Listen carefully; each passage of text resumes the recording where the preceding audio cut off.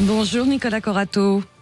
Bonjour Laurence, bonjour Mathieu. Président fondateur du think tank Place de la République, et Mathieu, c'est Mathieu Hauck avec moi en studio. Bonjour Mathieu Hauck. Bonjour Laurence, bonjour Nicolas, bonjour à tous. Secrétaire général du think tank Le Millénaire. Alors messieurs, justement, avant de parler de ce mouvement ne bloquons tout du 10 septembre, je veux faire réagir là sur les propos de François Bayrou aujourd'hui, qui en appelle donc à une rentrée à la hauteur de l'histoire, qui dit aussi que c'est la chute de la falaise ou le chemin pour s'en sortir. Il ne faut pas une rentrée de décomposition avec mobilisation, négociation, marche arrière. Je vous laisse réagir déjà aux propos et aux mots choisis. Je commence par vous, Nicolas Corato.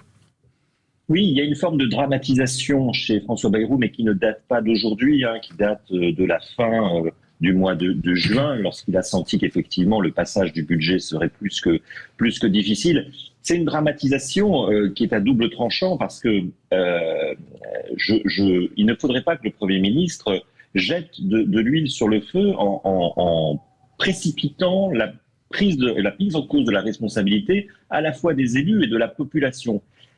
Ce Premier ministre agit comme s'il était un Premier ministre ordinaire, c'est-à-dire un Premier ministre de la Ve République avec une assise politique, une adhésion populaire. D'ailleurs, il parle de l'adhésion du peuple ce matin dans Le Parisien. Oui. Or, c'est un Premier ministre qui est un Premier ministre précaire, et un des peut-être le plus précaire de la Ve République, puisqu'il n'a pas de majorité. Et donc moi, je trouve qu'il y a une forme de hiatus dans la manière dont François Bayrou communique, y compris en revenant à des accents gaullistes. Le général de Gaulle ne se serait jamais retrouvé dans la position de M. Bayrou. Le général de Gaulle n'aurait jamais accepté de se retrouver aux affaires en étant structurellement, institutionnellement minoritaire. Donc il y a une sorte de comédie qui se joue au niveau du haut du pouvoir. Tout ça n'est pas qu'un problème de communication, il y a un problème de fond. Et moi, je trouve que la façon dont M. Bayrou prend la rentrée de front, bille en tête, peut-être droit dans le mur, nous annonce des difficultés politiques et institutionnelles majeures. Mathieu Hauck, Premier ministre précaire, c'est peut-être aussi pour ça qu'il dramatise d'ailleurs votre réaction au propos là de François Bayrou dans Le Parisien. C'est assez clair, François Bayrou est le Premier ministre le plus impopulaire de l'histoire de la Ve République, avec Madame Édith Cresson sous François Mitterrand. Et donc avec une faible cote de popularité, d'opinion favorable au niveau de l'électorat, d'un point de vue global, sa situation est très précaire, et surtout c'est à double tranchant, c'est-à-dire qu'aujourd'hui il veut prendre l'opinion publique à témoin contre leurs élus, notamment leurs élus à l'Assemblée nationale qui ont été bien élus l'année dernière, on s'en souvient, avec un fort taux de participation aux législatives, pour prendre ces élus-là à témoin et pour leur mettre un choix de responsabilité qui va être un choix qui est clair, sur le même modèle qu'avait essayé de faire Michel Barnier l'an passé, où vous votez une censure et donc vous allez coûter énormément d'argent à l'État, ou vous ne votez pas la censure et mieux vaut vous votez un mauvais budget, mieux vaut voter cela plutôt que ne pas voter de budget. Et ce choix-là cornélien que essaye d'imposer François Bayrou aux parlementaires, et notamment donc aux parlementaires de l'Assemblée nationale, il essaye de s'appuyer sur l'opinion publique et donc de faire passer des messages à l'opinion publique comme quoi la situation est difficile et comme quoi il vaut mieux un mauvais budget que pas de budget du tout, avec deux électorats qu'il cible principalement, qui sont les électorats clés parce que c'est la situation à l'Assemblée nationale qui est telle de cette nature-là, l'électorat du Rassemblement national et l'électorat du Parti socialiste, puisque ce sont les deux partis qui peuvent maintenir en vie François Bayrou cette année. Parler de l'opinion publique, en même temps il y a pas mal de sondages là qui tournent, notamment par rapport à ce mouvement Bloquons tout du 10 septembre. Il y a pas mal de sondages, 2/3 des Français soutiennent ce mouvement-là. On va en parler de ce mouvement déjà populaire avant qu'il n'a commencé. Est-ce que déjà, Nicolas Corato, est-ce que vous y voyez un retour saison 2 des Gilets jaunes? Comment vous voyez la chose ?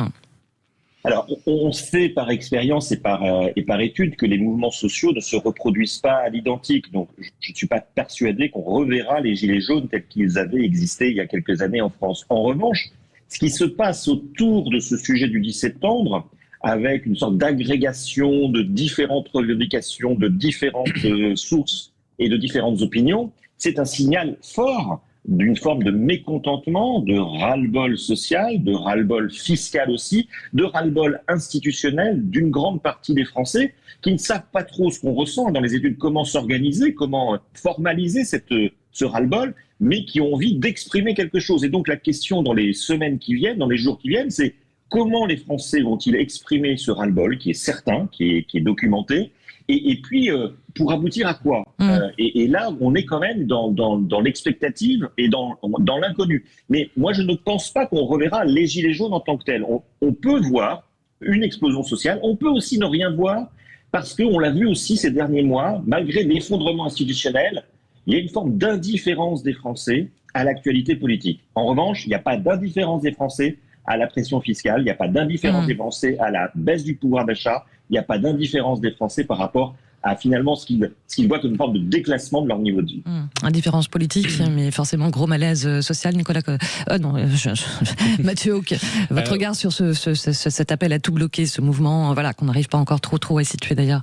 Oui, alors il y a un sondage qui m'a toujours marqué, qui est un sondage de Ipsos pour le JDD du 2 septembre 2024, qui indiquait que 72% des Français pensent que la France est en déclin.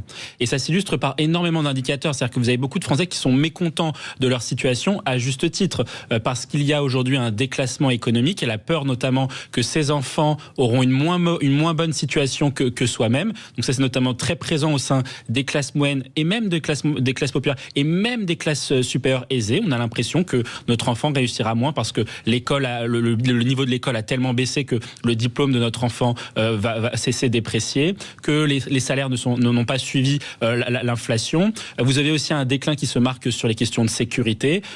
Beaucoup de jeunes Français se disent le cadre de vie, la ville dans laquelle j'habite, avant il n'y avait pas de narcotrafic, avant il n'y avait pas de règlement de compte, avant il n'y avait pas d'attaque au couteau, avant il n'y avait pas de racailles, etc. C'était mieux avant. Exactement. Donc il y a en tout cas ce sentiment que le pays va dans le mur et le pays est en déclin. Et donc effectivement, c'est pas anodin que de voir émerger des mouvements spontanés de Français qui s'organisent en collectif, autonomes, sur les réseaux sociaux ou pas, pour justement exprimer un certain nombre, et là je rejoins ce qu'a dit Nicolas Corato, de colères qui sont parfois des colères différentes. La colère contre l'Union européenne, la colère contre la pression fiscale, la colère contre... Il n'y a pas un mot d'ordre. Exactement.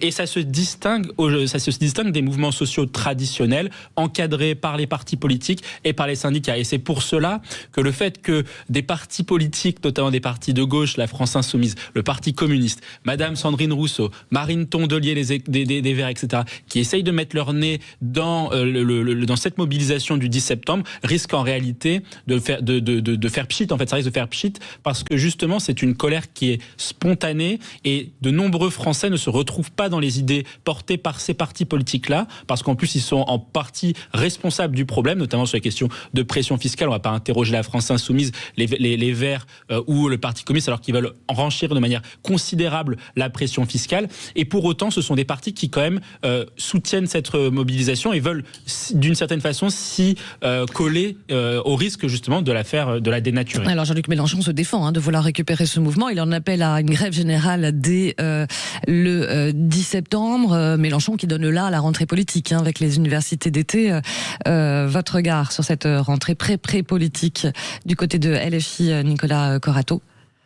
Rien de neuf sous le soleil du côté de LFI, c'est toujours la même méthode et la même stratégie, c'est-à-dire en appeler à une forme de révolution de la société civile qui parte du bas, une forme d'insurrection civile, citoyenne. Donc ça, c'est quand même l'ADN de la France insoumise, cette insurrection citoyenne, cette révolution citoyenne qu'ils appellent de leur vœu. Ce qui fait qu'à chaque fois, LFI prend le risque politique de s'associer à des mouvements dont il n'apprécie même pas la teneur. Moi, je suis très étonné, par exemple, de la passion subite des partis de gauche LFI en premier pour le mouvement du 10 septembre, qui, si on le regarde quand même un peu en détail, à l'origine vient quand même de réseaux plus ou moins de droite extrême ou d'extrême droite. Je laisse Mathieu qualifier le sujet, mais en tout cas très très loin des bases, entre guillemets, des bases intellectuelles, idéologiques et politiques de la gauche et de la gauche de la gauche.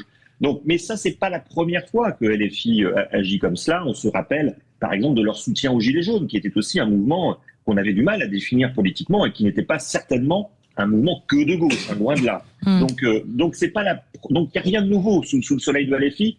Simplement, je me demande à quel point cette cette promesse du chaos, cette promesse de la grève générale, cet appel quasi mystique à la révolution citoyenne ne lasse pas, y compris une partie de l'électorat de gauche qui attend peut-être un peu plus de concret et de responsabilité sur les sujets qui touchent la société. Notons d'ailleurs que le Rassemblement national, de son côté, ne donnera pas de consigne de vote, de participer ou pas à cet appel. Oui, se tient en dehors de cette mobilisation, justement, pour éviter d'être collé un peu à la manière aussi. En fait, si on prend le parallèle entre le 10 septembre et les Gilets jaunes, il y a la manière le mode opératoire, etc., est assez proche, même si je suis d'accord avec Nicolas. C'est-à-dire qu'en fait, on ne peut pas aujourd'hui présupposer de ce que va devenir ce mouvement et s'il aura la même ampleur, parce qu'on se souvient que les Gilets jaunes, c'était une ampleur importante. Surtout les Gilets jaunes, dont on se souvient, c'est que les Français soutenaient énormément la mobilisation au début et qu'au fur et à mesure des violences, notamment dans certains coins en France, les Français avaient, on va dire, retiré progressivement leur soutien à la mobilisation. Mais effectivement, on est là sur un modèle, nous on travaille dessus et on prépare un rapport sur la révolte, sur l'histoire des révoltes fiscales en France. On est quand même sur un modèle aujourd'hui, sur le mouvement du 10 septembre, qui est un modèle initialement de révolte fiscale. Il faut bien comprendre pourquoi, c'est-à-dire qu'aujourd'hui, la France est le champion du monde des impôts, 48% du PIB est prélevé par l'État. L'État donc prélève 1600 milliards d'euros chaque année et dépense 1800 milliards d'euros chaque année, dépense plus que ce qu'il gagne. Donc la situation est véritablement intenable et surtout les Français posent la question, on peut être taxé de manière déraisonnable, mais pour quels objectifs, pour quels services publics? Est-ce que les services publics sont meilleurs en France qu'ils ne le sont ailleurs? La réponse est non. Est-ce qu'aujourd'hui l'État gère bien l'argent? La réponse est non. Quand on voit Madame Hidalgo qui dépense 1,6 milliard pour rendre la baignade, il fallait un petit coup sur Anne Hidalgo, ça manquait là. Non, mais en tout cas, ce sont des dépenses qui sont gargantuesques et d'un point de vue français un peu stupide, et donc ça pose la question aujourd'hui de que fait l'État de notre argent. Eh ben on restera sur cette question-là ouverte. Merci beaucoup Mathieu Hauck et merci Nicolas Corato. Je compte sur vous dimanche prochain pour la dernière de l'été. Ça marche. Allez, merci.